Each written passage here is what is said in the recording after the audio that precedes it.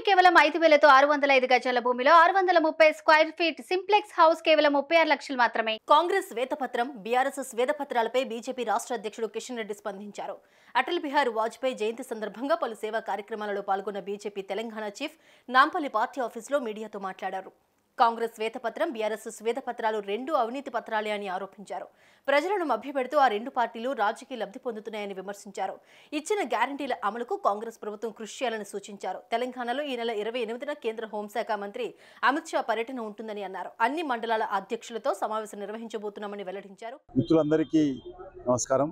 Bharatiya Janata party వ్యవస్థాపకులు, భారతరత్న మన మాజీ ప్రధానమంత్రి స్వర్గీయ అటల్ బిహారీ వాజ్పేయి గారి జన్మదిన ఉత్సవాలను ఈరోజు దేశమంతా నిర్వహిస్తూ ఉన్నాం.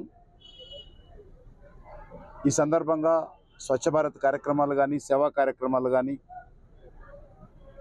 లేక అటల్ బిహారీ వాజ్పేయి గారి జీవిత విశేషాలపైన కానీ సభలు, సమావేశాలు కూడా పెట్టి ఈ తరానికి, నేటి తరానికి తెలియజేసేటువంటి ప్రయత్నం చేస్తూ ఉన్నాం. నైతిక విలువలతో కూడినటువంటి రాజకీయాలు అటల్ బిహారీ వాజ్పేయి గారు చేయడం జరిగింది. వారు ప్రధానమంత్రిగా ఉన్నప్పుడు పార్లమెంటులో జరిగినటువంటి విశ్వాస తీర్మానంలో మరి ఒక ఓటు తక్కువ ఉన్నందుకు, ఒక ఎంపీ తక్కువైనందుకు ఆయన నైతిక బాధ్యత వహించి రాజీనామా చేసినటువంటి మొట్టమొదటి ప్రధానమంత్రి అటల్ బిహారీ వాజ్పేయి గారు. వారి హయాంలో దేశంలో బడుగు బలైన వర్గాలకు న్యాయం చేసేటువంటి ప్రయత్నం, మౌలిక వసతులు కల్పించేటువంటి ప్రయత్నం, రోడ్లు లేనటువంటి కుగ్రామాలకు కూడా ప్రధానమంత్రి సడక్ యోజన పేరు మీద లక్షలాది గ్రామాలకు పక్కా రోడ్లు నిర్మాణం చేయడం, దేశంలో స్వర్ణ చతుర్భుజి పేరుతో మరి జాతీయ రహదారులకు శ్రీకారం చుట్టడం, అదేవిధంగా వాల్మీకి అంబేద్కర్ ఆవాస్ యోజన పేరు మీద పేదవాళ్లకు అందరూ కూడా గృహ నిర్మాణ కార్యక్రమాన్ని పెద్ద ఎత్తున చేపట్టడం, అంతేకాకుండా దేశ భద్రత విషయంలో కూడా ఎక్కడ కూడా రాజీ లేనటువంటి పరిపాలన అటల్ బిహారీ వాజ్పేయి గారు చేయడం జరిగింది.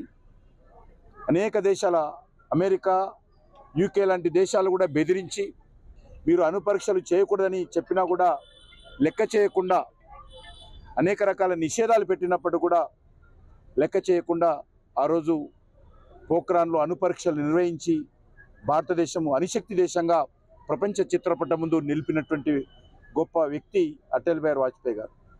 అంతేకాదు పాకిస్తాన్ తోటి స్నేహాందస్తం అందించి మరి ఢిల్లీ నుంచి పాకిస్తాన్ వరకు బస్సులో ప్రయాణం చేసినటువంటి వ్యక్తి అటల్ బిహారీ వాజ్పేయి గారు. మరి పాకిస్తాన్ వెన్నుపోటు పొడిచి కార్గిల్లో భూ ఆక్రమణ, భారత భూభాగాన్ని ఆక్రమించుకుంటే మరి పాకిస్తాన్తో యుద్ధం చేసి పాకిస్తాన్ను ఓడించినటువంటి మరి అలాంటి నాయకత్వం దేశానికి ఇచ్చినటువంటి గొప్ప వ్యక్తి అటల్ బిహారీ వాజ్పేయి గారు. ఆయన ఒక కవి, స్వతంత్ర సమరయోధుడు.